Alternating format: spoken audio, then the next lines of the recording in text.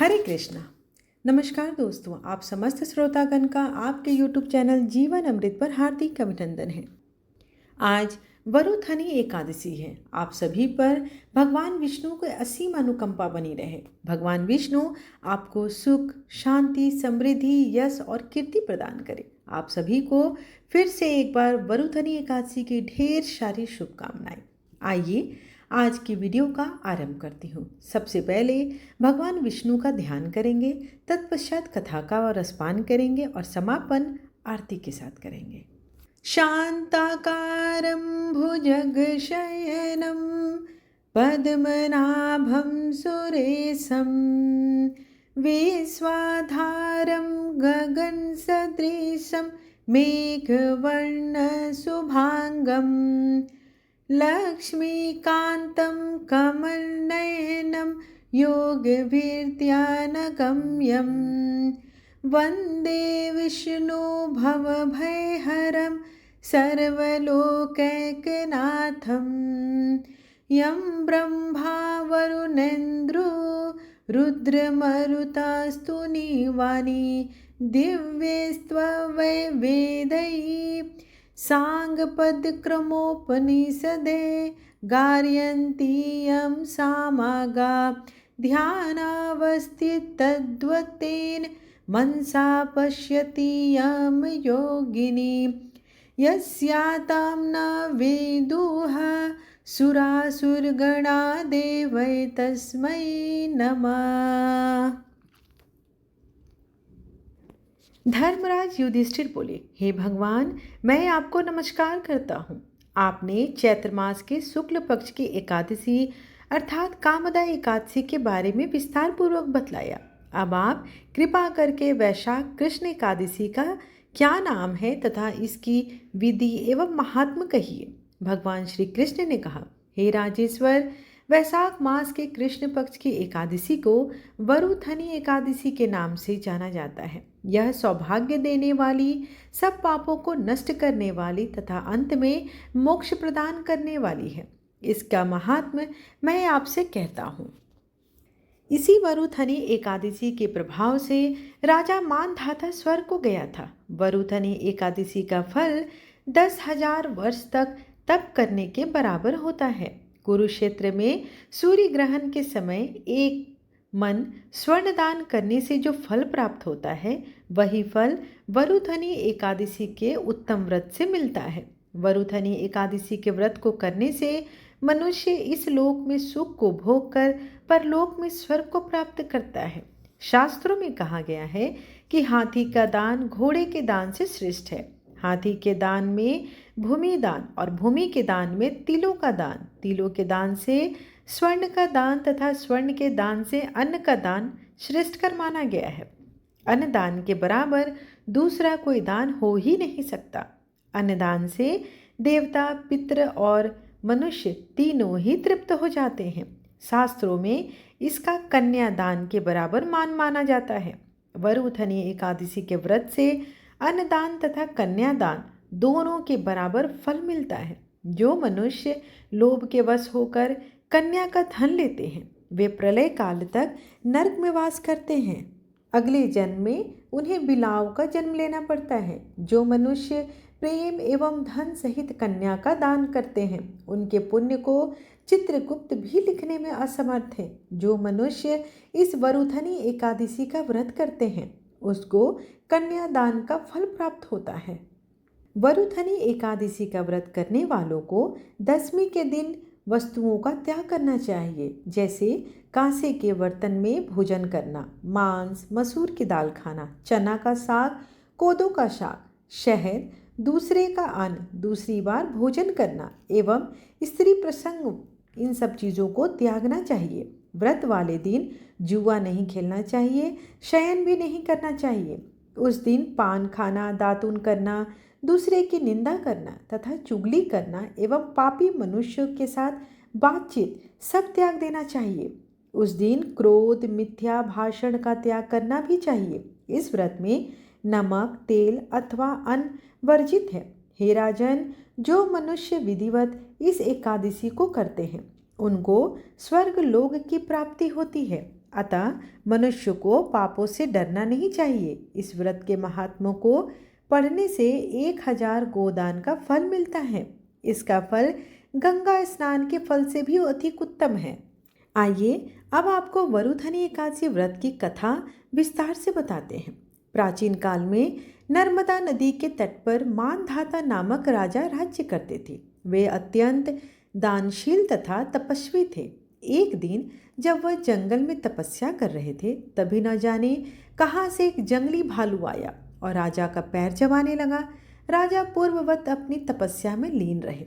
कुछ देर बाद पैर चबाते चबाते भालू राजा को घसीटकर पास के जंगल में ले गया। राजा बहुत घबराया, मगर तापस धर्म अनुकूल उसने क्रोध और हिंसा न करके भगवान विष्णु से प्रार्थना की। करुण भाव से भगवान विष्णु को पुकारा। उसकी पुकार सुनकर भगवान श्री हरि विष्णु प्रकट हुए और उन्होंने चक्र से भालू को मार डाला। राजा का पैर भालू पहले ही खा चुका था।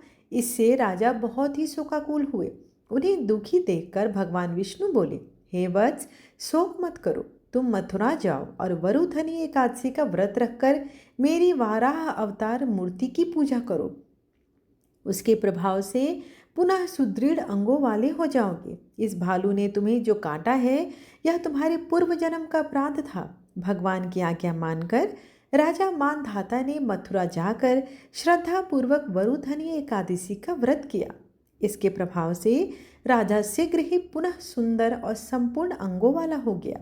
इसी एकादशी के प्रभाव से राजा मानधाता स्वर्ग को गए। जो भी व्यक्ति भय से पीड़ित है, उसे वरुधनी एकादशी का व्रत रखकर भगवान विष्णु का स्मरण करना चाहिए। इस व्रत को करने से समस्त पापों का नाश होकर मोक्ष की प्राप्ति होती है। आइए अब भगवान श्री हरि की आरती करते हैं।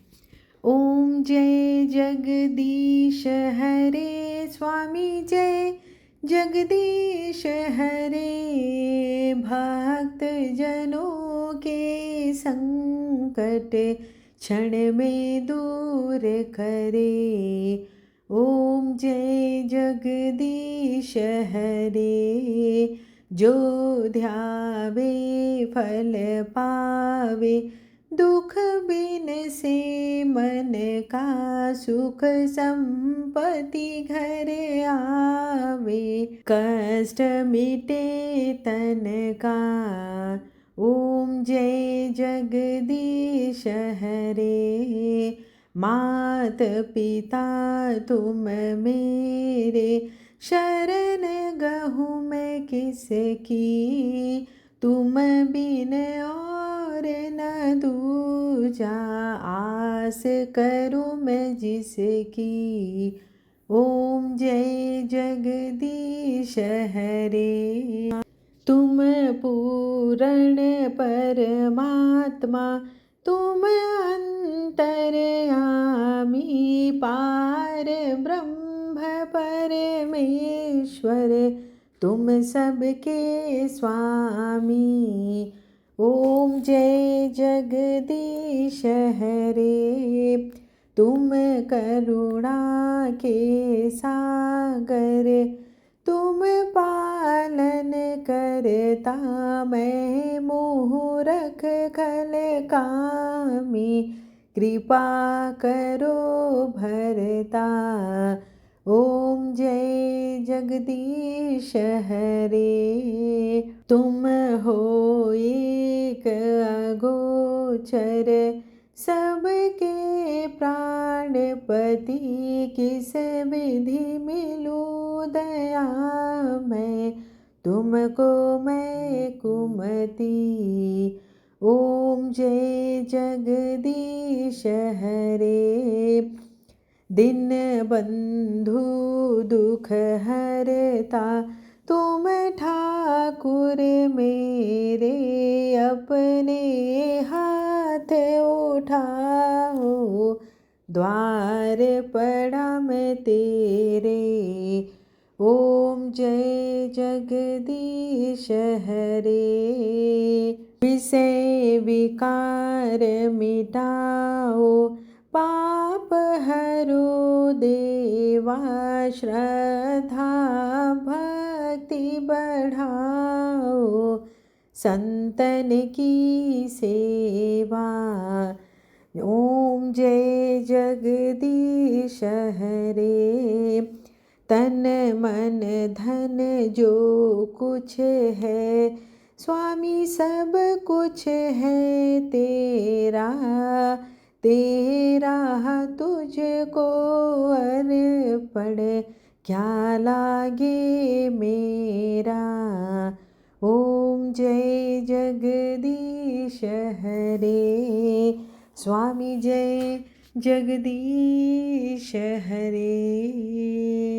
त्वमेव माता च पिता त्वमेव, त्वमेव बन्धु च सखा त्वमेव, त्वमेव विद्या द्रविणं त्वमेव, त्वमेव सर्वं मम देव देव। आरतीं समर्पयामि विष्णुदेवताय नमो नमः। आशा करती हूँ कि आपको आज की वीडियो और कथा पसंद आई हो। वीडियो पसंद आए तो एक लाइक अवश्य करें, और अगर आपको कोई विशेष कथा श्रवण करनी है तो आप हमें कमेंट बॉक्स में उसे लिख सकते हैं। आप अगर पहली बार हमारे चैनल पर आए हैं, अगर वीडियो पसंद आए तो आप चैनल को लाइक शेयर एंड सब्सक्राइब अवश्य करें, ताकि इससे आपको आने वाली वीडियोज़ की नोटिफिकेशंस मिल सके। और सब्सक्राइब करने का कोई भी शुल्क नहीं होता है, वह मुफ्त होता है, तो उसे किया जा सकता है। इससे हमें प्रोत्साहन मिलती है। धन्यवाद।